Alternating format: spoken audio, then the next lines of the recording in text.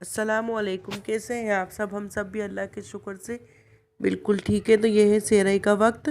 तो यहाँ पर मैं पराठे बना रही हूँ सेरई के लिए। और ज़्यादा कुछ तो खैर हम लोग नहीं खाते, क्योंकि सो के उठते हैं।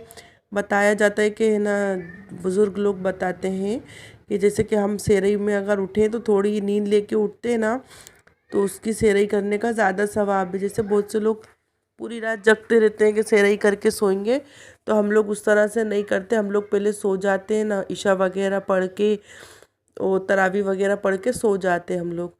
और फिर हम लोग सेरई के वक्त उठते हैं। तो यहाँ पर सेरई की तैयारी कर रही हूँ मैं। तो हम लोगों से बिल्कुल एकदम से उठते ना तो खाया ही नहीं जाता, फिर भी थोड़ा बहुत खाना सुन्नत होता है। तो यहाँ पर मैं पराठे बना रही हूँ। ये शीरमाल है, ये भी हम लोग सेक कर खाते हैं चाय वगैरह से, क्योंकि मैं तो जब तक चाय नहीं पी लूँ सेरई में तो मेरा फिर पूरा दिन सर दुखता है, इसलिए मैं चाय तो ज़रूर ही लेती हूँ सेरई के वक्त। यहाँ पर शीरमाल को सेक रही हूँ मैं। और फिर इसके बाद जो मैंने आपको अगली वीडियो में दिखाया था, पिछली वीडियो में दिखाया था आपको कि मैंने कबाब बनाए, तो उस टाइम पे मैं फ्राई करके नहीं दिखाया था, क्योंकि वो इफ़्तार का टाइम था। और इफ़्तार के बाद हम लोग कुछ खाते वगैरह नहीं है, थोड़ा बहुत ही अगर कुछ हुआ तो पसंद का तो खा लेते हैं, वरना नहीं खाते।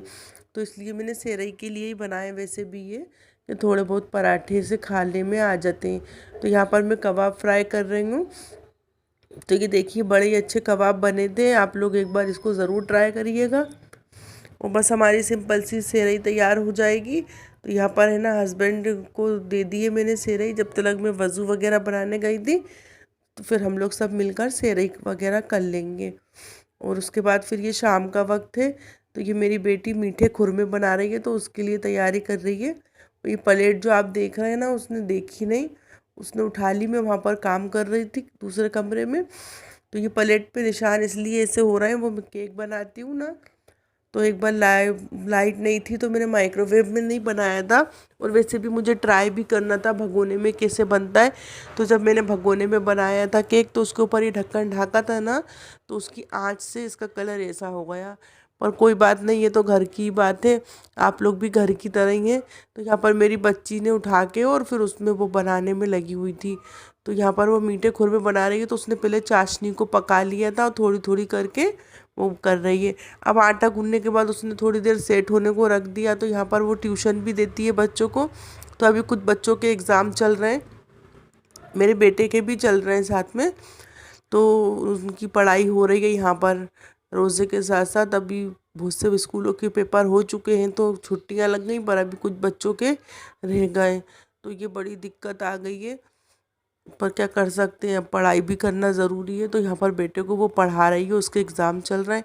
यहाँ पर फिर इतना टाइम हो गया था, तो मेरी बेटी ने खुरमे बना के रखे थे, तो उसको वो फ्राई कर रही हूँ मैं। तो मैंने अभी थोड़े से फ्राई कर लिए थे। फिर उसके बाद मैं इफ्तियारी बनाने के लिए खड़ी हो गई थी। तो यहाँ पर मैं फ्रूट चाट बना रही हूँ। तो जितने भी फ्रूट थे सारे फ्रूट डाल दिए मैंने, स्ट्रॉबेरी, संतरा और केले, अनार और चीकू, सेब, सारे फ्रूट डाल के। और ये है ना, whip क्रीम आती है ना, तो वो मीठी होती है थोड़ी। तो इसको मैंने है ना, 1 कप डाला है, 1 कप डाली है इसमें मैंने। हैवी whip क्रीम होती है वो, या फिर फ्रेश क्रीम, आप जो भी चाहें वो डाल दें। और अगर आपके पास ये भी ना हो तो आप ताज़े दूध की मलाई को फेंट के भी डाल सकते हो। और इसको डालने से सलाद हमारा बहुत ही मज़े का लगता है। और ये सारे फ्रूट डाल दिए, आपके पास जितने भी फ्रूट हो आप सारे फ्रूट डाल दें। और इसके ऊपर बस चाट मसाला और थोड़ी सी काली मिर्चें और थोड़ा सा काला नमक डाला है मैंने। और ये बहुत ही मज़े की सलाद हमारी तैयार हो गई।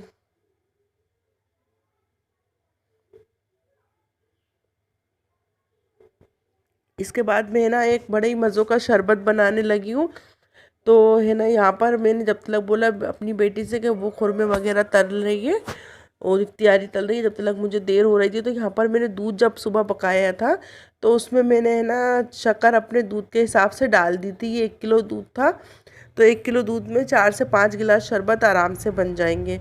तो दूध ठंडा हो गया था अच्छी तरीके से। अब इसमें मैं है ना 2 सेबों को ऐसे घिस के डालूंगी। और 1 सेब को मैंने पीस लिया है, ठीक है, मिक्सर के जार में। और यहाँ पर मैं है ना फूड कलर डाल लेंगे, येलो कलर का, इससे थोड़ा कलर देखने में अच्छा लगता है। अगर आप नहीं चाहें तो नहीं डालें, स्किप भी कर सकते हैं। वैसे कलर डालने से थोड़ा शरबत में कलर अच्छा आ जाता है। अच्छा, 2 सेब तो मैंने घिस कर डाले और 1 सेब मैंने जो पीसा है वो भी हम इसमें डाल देंगे। और इस तरह से है ना डालने में इसमें बहुत ही मज़े का फ्लेवर आएगा और गाढ़ा भी हो जाता है हमारा शरबत। और ये इस शरबत का नाम है नफ़रतों का शरबत। पिछले साल मैंने अपनी वीडियो में डाला था, एक मोहब्बतों का शरबत था, वो तरबूज से बनता है और ये सेब से बनता है, ठीक है। और इस पर अब मैंने तुक मलइयाँ डाल दी हैं। मेरा गला अभी भी ख़राब है, थोड़ी थोड़ी तबीयत हल्की सी है ख़राब मेरी, गले वगैरह। अब ये देखिए बड़े ही मज़ों का हमारा गाढ़ा सा ठंडा ठंडा शरबत बन गया है। एक बार आप लोगों को इसे ज़रूर से ट्राई करना, ये बहुत ही मज़ों का है। अब इसका नाम नफ़रतों का शरबत है, क्यों पता नहीं, मुझे नहीं मालूम, पर इसका नाम यही है क्योंकि है ना मुझे पता चला कि इसका नाम यही है। और एक जो तरबूज का बनता है वो होता है मोहब्बतों का शरबत, पर ये है नफ़रतों का शरबत। पर बनाना है इसको आप ज़रूर प्यार से ही बनाना, तभी ये बहुत मज़े का बनेगा। यहाँ पर मैंने हस्बैंड को दे दिया था, जब तक वो निकाल रहे थे मैं इफ्तियारी की और तैयारियाँ कर रही थी। अच्छा, रोज़े में ये बड़ा मज़ा आता है कि घर के सारे लोग मिलजुल के काम करते हैं तो बड़ा ही मज़ा आता है। यहाँ पर मैं है ना फ्रूट सैलेड निकाल रही हूँ, और इसके बिना तो इफ्तियारी में मज़ा ही नहीं आता फ्रूट वगैरह से। तो फ्रूट वगैरह अच्छे से खाएं आप लोग, ताकि शरीर में कमज़ोरी नहीं आए, क्योंकि फ्रूटों में काफ़ी एनर्जी होती है। और ये वाले पापड़ और दाल तो मैंने आपको पिछली बार भी बताया था कि ज़रूर से ही बनती है। और आज मैंने मिर्चों के भजिए बनाए थे और साथ में बस थोड़ी सी इफ्तियारी तल ली थी, और हमारा रोज़ा इफ्तियार का हो गया पूरा सिंपल सा। तो आप लोगों को कैसी लगी ज़रूर बताइएगा, और मुझे अपनी दुआ में याद रखिएगा। मैं भी आप सबको अपनी दुआ में याद रखती हूँ। अल्लाह, तब तक के लिए आप लोग मुझे अपनी दुआ में ज़रूर याद रखना। अल्लाह हाफिज़।